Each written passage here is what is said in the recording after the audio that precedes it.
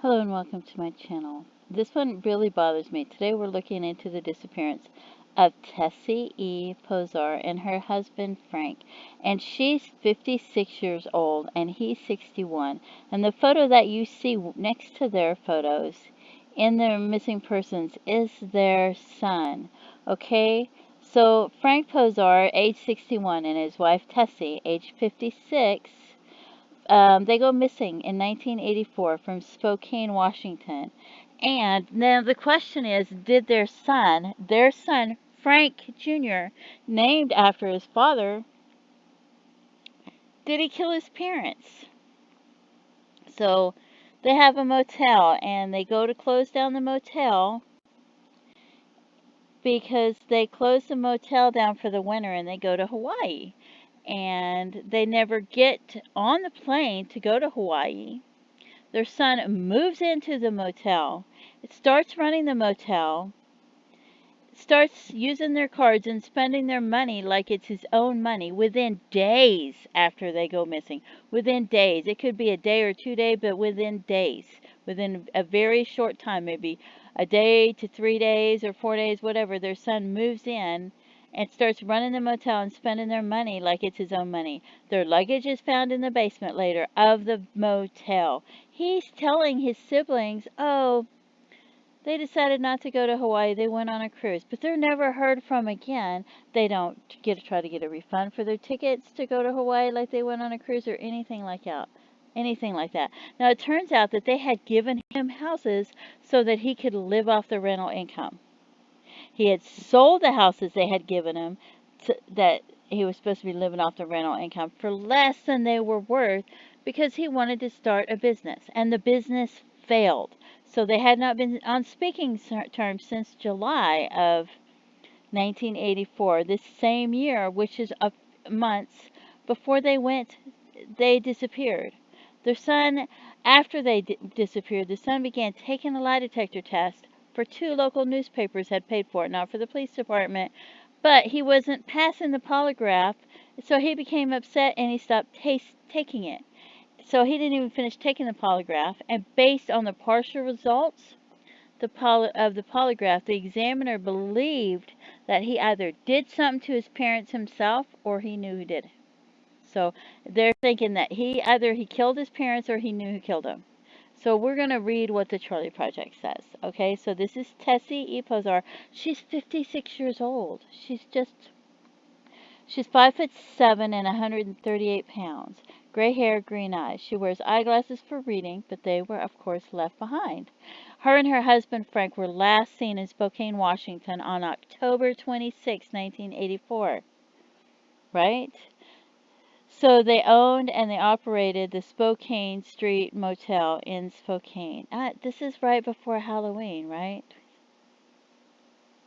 Like 5 days before Halloween. That's when she was last seen. Okay? They owned and operated the Spokane Street Motel in Spokane, and every year they closed it and spent the fall and the winter, which I don't know if that's really much of the fall, it's mostly just winter. Anyway, they acquired 24 acres of land in Hawaii, and they planned to move there permanently when they retired. So, during the autumn of 1984, they made arrangements for their trip, and they bought plane tickets to fly on October 30th, right? So they were last seen on the 26th, and they were going to fly out on October 30th, 26th, 27th, 28th, 29th, 30th. 4 days. 4 days later, 4 days before they were to fly out, they were last seen. They never made their flight. Their tickets were never used. It doesn't say that they got reimbursed for their tickets or anything like that. They owned two dogs, an Akita and a mixed breed, and they normally boarded them at a kennel while they were in Hawaii. They made arrangements to drop the dogs off at the kennel on October 29th, but they never showed up. So they weren't alive on October 29th, if they're dead, to go put their dogs in the kennel. Their dogs have never been found, so the dogs might be dead as well. So Tessie and Frank had a camper and kept it in storage in a Spokane warehouse. The last time anyone saw them was when they took their camper to the warehouse on October 26th, okay? 3 days later, and this is when they didn't show up to put their dogs in the kennel and were assuming they might be dead, an unidentified individual came and picked it up before 7 p.m. on October 29th, their camper.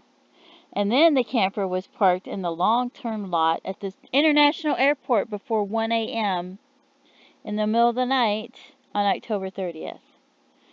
So sometime between October 26th and October 29th, it looks like something happened, right? And her husband, they didn't have a telephone at their Hawaii residence, and they didn't keep in touch with their friends, it says, or their family, so nobody even noticed they were missing for weeks. And then Christmas came, it says, and there was no holiday communication from them. Their children checked up on them and found out they never arrived in Hawaii. They contacted the Hawaii authorities, who told them to get in touch with the Spokane Police Department, and they referred the case to them. So that was January 7th, 1985. So this is, a lot of time's gone by. So Halloween's gone by, Thanksgiving's gone by, Christmas has gone by, New Year's. The Pozars they don't have a criminal record other than their property investments. They didn't have any substantial debts. They didn't normally carry a lot of cash, it says. They owned a laundromat, they owned several motels in that area, in the Spokane area, and they left behind an estate of about $500,000. Investigators believe they were probably met with foul play. Well, because they've never been heard from again. Their son, who's named after the father, Frank Jr., is a prime suspect in his parents' disappearance.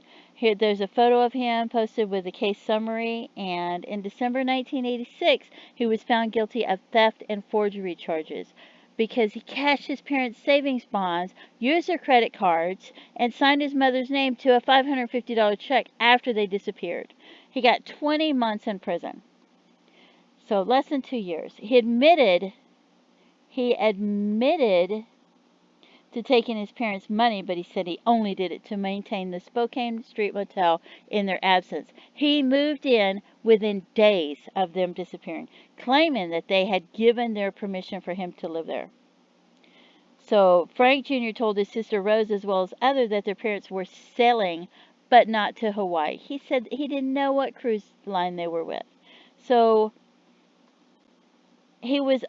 before they disappeared, he was only occasionally employed, and he lived mainly off the rental income from some houses his mother had purchased and given to him. So he wasn't even employed like full time, it says. So in 1984, he sold the rental houses for less than their market value in order to get capital to start a computer magazine, which failed. His mom and his dad were upset with him, or at least his mom was upset with him, and he became estranged from his parents. He refused to speak to them at all after July 1984, and he would run away if he saw them on the street. They refused to provide him with any further financial support right now because they were upset with him.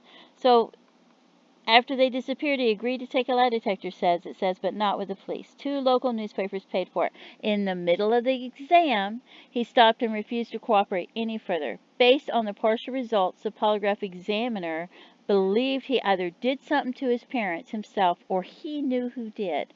So the authorities believe that he probably murdered his parents.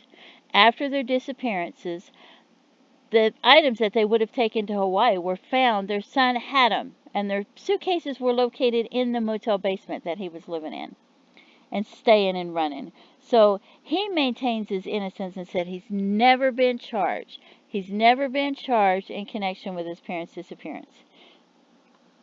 And he was in and out of jail in the years after that. And he lost touch with his sister, and the police don't know his current whereabouts. His last known location was Washington, D.C. And his mother only had a 6th grade education, and this is Frank, I believe his father, ended after his sophomore year at high school. So the daughter Rose continues to operate their motel, having turned it into apartments. And their case remains unsolved. Isn't that sad? That is so sad. So here's this girl. She's lost her mom, she's lost her dad, and now she's pretty much lost her brother too because they're gone. She's not. Anyway, the whole thing just upsets me. The whole thing just upsets me. That's just, to me, that is so sad because here's these people, and I don't know what happened. I don't know that their son killed him. I don't know that maybe he wanted to run the motel for them while they were gone during the winter. I don't know if he had been drinking. I don't know if he went over there to talk to them and they didn't agree with it and they got into it. I don't know. I don't know if he had somebody else hurt them or if he killed them like the polygraph said. I don't know. But it's really, really sad because it seems like he knew right away they were gone. And he moves right into the motel and he starts spending their money. He starts running the motel and their luggage is in the basement and it's not looking good. And they still haven't found their remains. And I went through the Doe network and I don't know if they found their remains and it's a Jane Doe and a John Doe, but I didn't see anything that matched it. But I didn't go all the way through it. I just went through it a little bit. But what are your thoughts? How do you feel? What do you think? It's just really, really sad. Anyway, please feel free to leave comments. And don't forget to stop to pray for their family and everyone that has suffered through this. It's really, really sad, And it's just upsetting to me. This one really bothers me. Anyway, that's what we're looking at today, and hopefully they find the remains and the case gets closed and they find out if it was their son that did it or if it was somebody else that killed him or what happened to them. Anyway, please feel free to leave comments and thank you so much for tuning in. Have a great day. Bye-bye.